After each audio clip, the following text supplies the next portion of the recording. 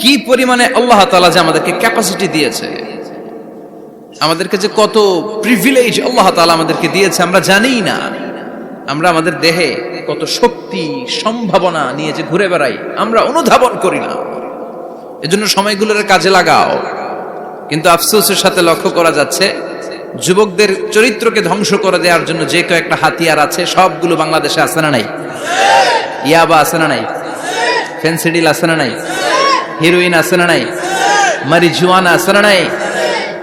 এই ফেন্সিডিল ইয়াবা আগে শুনতাম ইউনিভার্সিটির ছেলেরা খাইতো, এরপরে নাইমা আসলো কলেজে, এরপরে হাই স্কুলে, এখন প্রাইমারি ছেলেদের হাতেও ইয়াবা ঢুকছে। চিল্লা এখন ঠিক কি না? দেশের যুব সমাজ আজকে কোথায়? পর্নোগ্রাফি, এক একটা মোবাইল এক একটা হিন্দি সিনেমার কারখানা। ইন্ডিয়ান নায়িকাদের কোমর দুলানো ডান্স আছে না নাই?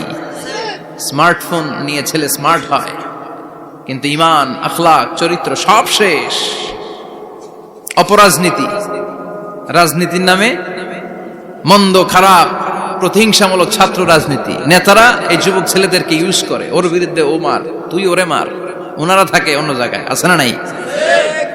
এভাবে আমাদের দেশের ছেলেদের চরিত্র, তাদের সম্ভাবনাকে আমরা নষ্ট করে দিচ্ছি। যুবক ভাইয়েরা, in the day of judgement, কিয়ামতের কঠিন ময়দানে আল্লাহ তাআলা 7 শ্রেণীর ব্যক্তিকে তার আরশের নিচে ছায়া দিবেন। এর মধ্যে এক শ্রেণী হচ্ছে তোমরা যারা যুবক, শাবুন নাশাআ ফি ইবাদাতিল্লাহ, ওই যুবক যারা তাদের যৌবনে তাদের সময়টা, তাদের দিন, তাদের রাত তারা আল্লাহর ইবাদতে কাটিয়েছে। সুবহানাল্লাহ পড়েন। 7 শ্রেণীর মধ্যে 2টা শ্রেণী হলো যুবক। একটা হলো যৌবন সময়ে যারা আল্লাহর ইবাদতে রাত কাটায়, সময় কাটায়। আর দ্বিতীয় ওই যুবক, যে যুবককে কোনো নারী অন্যায় কাজের, অন্যায় প্রেম করার পরকীয়ার অফার দেয়, ওই অফারকে ক্যান্সেল করে ওই যুবক বলে ইন্নী আখাফুল্লাহ, আমি এই পরকীয়ার দিকে যেতে পারি না, কারণ আমার অন্তরে ভয় আছে একজনের, তিনি কে? যাদের হৃদয়ে আছে আল্লাহর ভয় তারা কভু পথ ভুলে যায় না। আল্লাহর প্রেম ছাড়া এই দুনিয়ায় কারো কাছে কোনো কিছু চায় না, ঠিক কি না? রাতের আধারে যারা সেজদাতে রয়, দু চোখের শ্রুতে নদী যেন বয়। আল্লাহু আকবার। তো তাহাজ্জুদ পড়বে কখন? ফজরই তো পড়তে পারে না, আছে না নাই? রাতের আধারে যারা সেজদাতে রয়, দু চোখের শ্রুতে নদী যেন বয়। ছলনার হাতছানি যতই ডাকুক, পেছনে ফিরেও সে তাকায় না। যাদের হৃদয়ে আছে আল্লাহর ভয় তারা কভু পথ ভুলে যায় না। আল্লাহর প্রেম ছাড়াই দুনিয়ায় কারো কাছে কোনো কিছু চায় না। চিল্লায় বলেন ঠিক কিনা? তার মানে প্রথম হচ্ছে এক যুবক, যেই যুবক তার যৌবন কালের সময়টা আল্লাহর ইবাদতে কাটায়। দ্বিতীয় হলো এমন যুবক পরকীয়ার অফার পেয়ে সে বলে আমি ভয় পাই একজনকে, তিনি কে? এজন্য যুবক, তোমার অন্তর আল্লাহর ভয় থাকতে হবে। তোমার সময়টা এমনি কাটানো যাবে না, ইবাদতে কাটাতে হবে, ঠিক কিনা? এজন্য আমরা নামাজের পরে বলি রাদিতু বিল্লাহি রাব্বা, আল্লাহকে রব হিসেবে পেয়ে আমরা খুশি। তারপরে বলি অবিল ইসলামি দীনা, ইসলামকেও দিন হিসেবে পেয়ে আমরা খুশি না বেজার? কথা কন, খুশি না?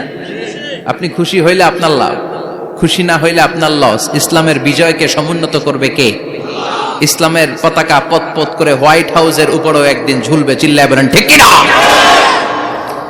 আল্লাহ বলেন খবরদার, ফু দিয়ে ইসলামের বাতি তোরা নিভাতে পারবি না। ইউরিদুনা লিউতফিউ নূরাল্লাহি বিআফওয়াহিহিম ওয়াল্লাহু মুতিম্মু নূরিহি ওয়ালাউ কারিহাল কাফিরুন। ইসলাম বিরোধীরা চায় মুখের ফুৎকারে ইসলামের বাতিকে নিভিয়ে দিতে। আল্লাহ বলে খবরদার, ষড়যন্ত্র করে লাভ নাই, ইসলামের বিজয় আমি নিশ্চিত করে দেব। স্যামুয়েল হ্যান্টিংটন একটা বই লিখেছে, দ্য ক্লাশেস অফ সিভিলাইজেশন। ওই বইতে তিনি বলেছেন এই যে সভ্যতার সংঘাত, এত সভ্যতা, চায়না সভ্যতা, আর্য সভ্যতা, বৈদিক সভ্যতা, সিন্ধু সভ্যতা, মহেঞ্জোদারো সভ্যতা, ইরাকীয় সভ্যতা, মিশরীয় সভ্যতা, একটার পর একটা সভ্যতা পৃথিবীতে এসেছে, একটার পর একটা সুপার পাওয়ার। এখন সুপার পাওয়ার হচ্ছে ইউনাইটেড স্টেটস অফ আমেরিকা, ধারণা করা হচ্ছে এরপরে চায়না হবে সুপার পাওয়ার, আবার অনেকে বলছে এরপরে ইন্ডিয়া হবে সুপার পাওয়ার। এভাবে একটার পর একটা সুপার পাওয়ার যাওয়ার পরে সর্বশেষ যে সুপার পাওয়ারটা পৃথিবীর বুকে মাথা উঁচু করে দাঁড়িয়ে থাকবে সেটার নাম হচ্ছে ইসলাম। সেটার নাম কি?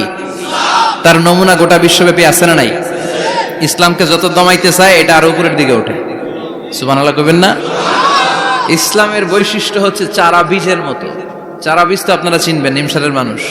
বীজ, ইসলাম হচ্ছে বীজের মতো। ইসলামের শত্রুরা ইসলামকে মাটিতে গেড়ে দিতে চায়, কিন্তু ইসলাম হচ্ছে বীজের মতো, চারা বীজ। চারা বীজ মাটিতে গেড়ে দিলে কি হয়? কথা কন।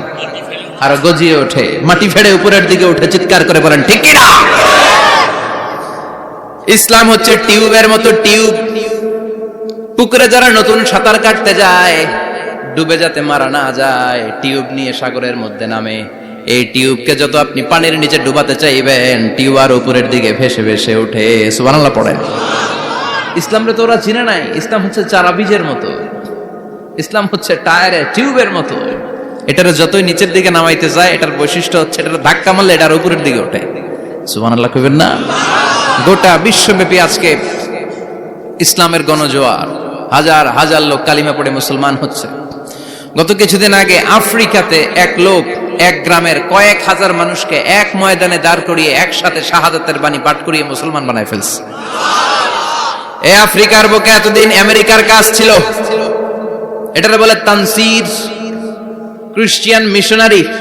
লক্ষ লক্ষ ডলার দিয়ে আফ্রিকার দেশগুলোর মধ্যে গরিব গরিব মুসলমানগুলোরে তারা নাসারা বানাতো।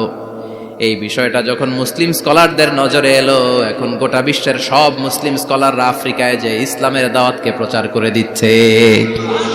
গ্রামকে গ্রাম খ্রিস্টান সম্প্রদায় লা ইলাহা ইল্লাল্লাহ মুহাম্মাদুর।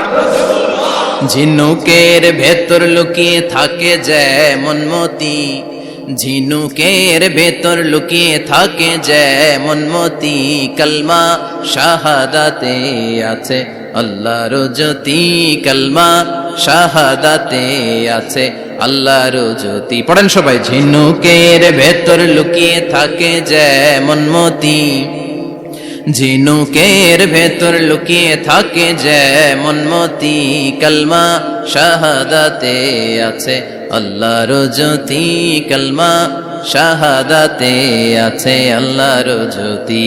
ঠিক কি না?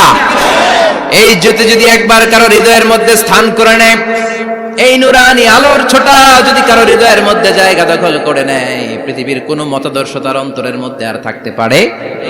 গ্রামকে গ্রাম আফ্রিকাতে এখন কালিমা পড়ে পড়ে মানুষ মুসলমান হয়ে যাচ্ছে। সুবহানাল্লাহ পড়েন।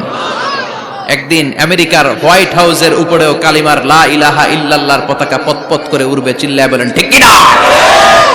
এজন্য আমরা বলি ওয়াবিল ইসলামি দীনা, ইসলামকে ধর্ম হিসেবে পেয়ে আমরা খুশি না বেজার? After the Twin Tower attack, the number of Muslims in America already have been doubled. Now it's tripled.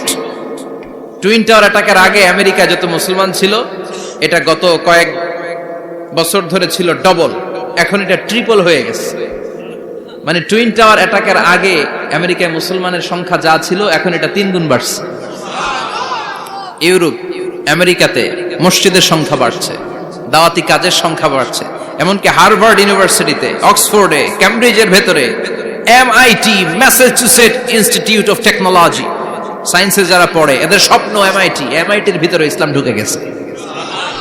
এজন্য ইসলামের আলোকে কেউ নিভিয়ে দিতে পারবে? ইসলামের গতিকে কেউ থামিয়ে দিতে পারবে? এটা অসম্ভব। এজন্য ইসলামের বিজয় সুনিশ্চিত। আমরা যারা লেগে থাকতে পারবো, আমাদের কপালকে উজালা করে দিবে কে? আর বিরোধিতা যারা করব তাদের সব শেষ, দুনিয়াও শেষ, আখিরাতও আমও শেষ, সালাও।